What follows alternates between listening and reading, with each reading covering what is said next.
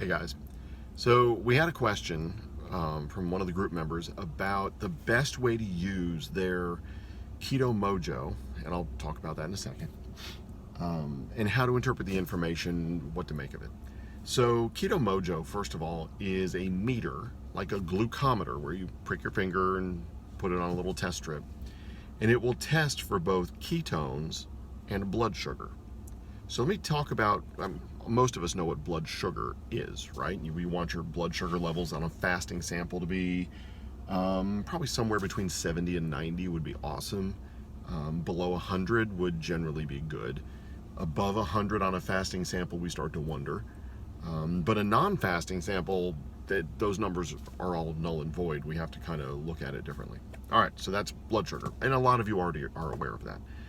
So with ketones, if your body isn't using blood sugar for fuel, if it's not using carbohydrates for fuel, then it tends to switch and use fats for fuel. Now, that's good for a lot of reasons. Whether or not you want to be in that state constantly is a different discussion. But when you're using fats for fuel, a lot of times your brain works better, your energy is more stable. And if you want to burn body fat, using fat for fuel is great, because you're burning off body fat. You can confirm that with something like the KetoMojo, with a couple of caveats. So what's the best way to use it? When to test? What does it mean? So I would say this. The first thing you want to do is go through maybe a week or two's period of time where you start to learn what your body does, how your body reacts to situations. When you get your KetoMojo, you're going to get 10 strips for blood sugar and 10 strips for ketones. That's not going to last too long. So go straight back to the website. It's ketomojo.com. I don't make anything from that. And get yourself a bottle of each of the glucose and ketone test strips that have 50 strips each. That will give you enough to run some experiments and figure out what's going on.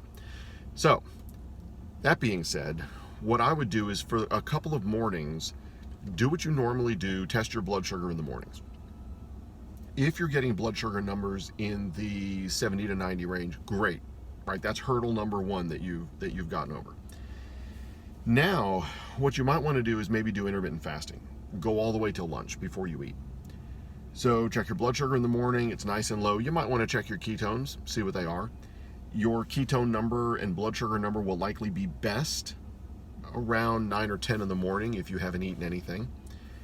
Then say right before you eat at 12:30, 1:30, something like that, check them again, see what it looks like. Now let's say you check at 12:30 or 1 and you've got a ketone reading of 1.1 and you've got a blood sugar reading of 72. What does that mean? All right, what do you do with that information? You go to the KetoMojo website or the KetoMojo app. They've actually updated the app and it's a lot more useful than it used to be. And you can put in your ketone number and your blood sugar number, and it will give you what's called a glucose ketone index, or a GKI. That number will range roughly somewhere from 1 to 10. The lower the number, the more significant the ketosis, the more significant the fat burning is. So let's say you run your numbers and you get a GKI of 4.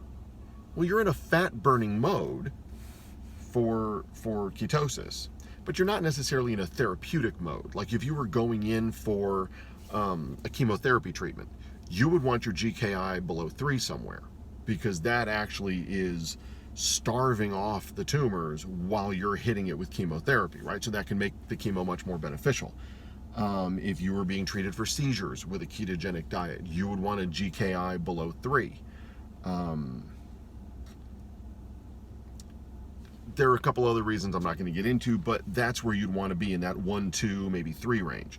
But in the upper 3s, 3.8, 3.9, up into the 4s, now you're in this kind of metabolic, fat-burning, mild ketosis kind of range.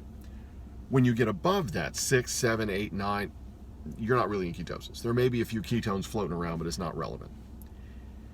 So let's say you get to lunch and you've got a GKI of 3, 3.5. And you say, wow, that's significant ketosis. If you just continue to go on without eating, you are likely going to continue to live on your own body fat. If you eat something, that GKI is likely going to jump right up and you're not in ketosis anymore, which is okay because you'll intermittently fast the next day and you know you're going to be in ketosis for the last few hours of that. Let's say you get all the way to lunch and you test your numbers and your ketone number is 0.5 and your blood sugar number is 88. And you run that through GKI and it says 8 or 9. You're not in ketosis at all. It's not meaningful. You're not accomplishing anything. Well, what you know is that you don't easily get into ketosis, right? You may have an insulin issue where you make more insulin than you should, or your blood sugar tends to stay higher, or your mitochondria aren't healthy, so you can't burn fat. What we typically do in those cases is we fast you until you get into ketosis. Does it take 16 hours, 18 hours, 24, 36, 48 hours? At what point do you switch into ketosis? That's important to know. So let's say every 4 to 6 hours, you keep testing your GKI, your ketones and blood sugar, and you run it through the calculator. And let's say you find out at 36 hours, all of a sudden you slip into ketosis. That's how long you have to fast to get into ketosis. Anything less than that, you're not accomplishing the goal. Now, you may be building the capacity to get into ketosis, but you're not in ketosis in less than that amount of time. That's important to know. I had a patient not too long ago, had put on some weight, needed to take it off. So we said, look, why don't you fast, give it 48 hours, blah, blah, blah. She did 3-day fasts once a week for like 3 weeks, nothing budged. Very frustrated. So I said, look, let's run the experiment. Fast until you're in ketosis. Let's see where it is. It was about midway into day 4 that she all of a sudden had a GKI of like 2.5 or 3. I mean, she just dove into ketosis at that point. But up until then, didn't exist. She wasn't in ketosis. So now she knew where her parameters were. So instead of doing a 3-day fast every week to try to take the weight off, because she was stopping short of going into ketosis every single time, it was just torture, she would do like a 5 or 6 day fast once a month. Because once she hit that 48-hour mark, everything after that, she was burning body fat. Now, after she did a couple of those, she was realizing she was dropping into ketosis at 42 hours, or at 38 hours, or at 32 hours. Like, it was happening earlier and earlier each time. So she would take off the last day of the fast as that ketosis window was moving closer to the beginning of the fast. Now she's at a point where if she does a 16 or 18 hour intermittent fast, the last 3 or 4 hours of it, she's burning some ketones, right? Her ketone number comes up. She's just exercised that metabolic flexibility, and now she can get into ketosis much more easily. So that's an example of why you do a prolonged fast and watch your ketone numbers to see when you're getting into ketosis, right? That tells you whether doing intermittent fasting is even doing you any good at all, right? From a weight loss standpoint, from a fat loss standpoint. The other thing you can do is use the blood glucose strips, which are way cheaper than the ketone strips. I think 50 blood glucose strips is like 13 or 14 bucks. 50 ketone strips is probably going to run you, gosh, I think it's like $25, $30, something like that. So let's say you're watching your blood sugar and we all eat the same meal repeatedly. Let's take Shakeology, for example. If you do Shakeology every day, you do a particular shake every day, and you want to know, what are my glucose numbers before I do my Shakeology, and what are my glucose numbers an hour later? How much does that Shakeology affect me? How much does it affect me if I put fruit in it? How much does it affect me if I just mix it with water? What happens if I mix it with coconut milk?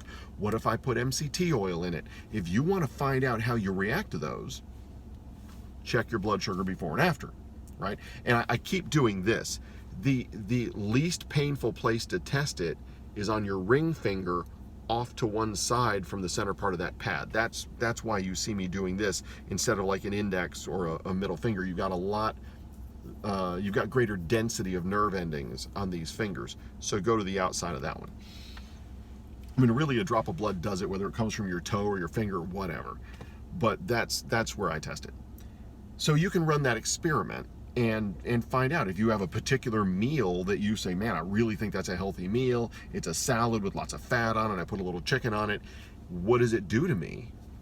Check your blood sugar. Now, you don't expect to eat a meal like that or do Shakeology and stay at a blood sugar of 72, right? I mean, You just put fuel in, some of that is going to become blood sugar. But does your blood sugar go up to 180, or does it go from 72 to 90? Or from 72 to 100, and then 2 hours later is it right back down again?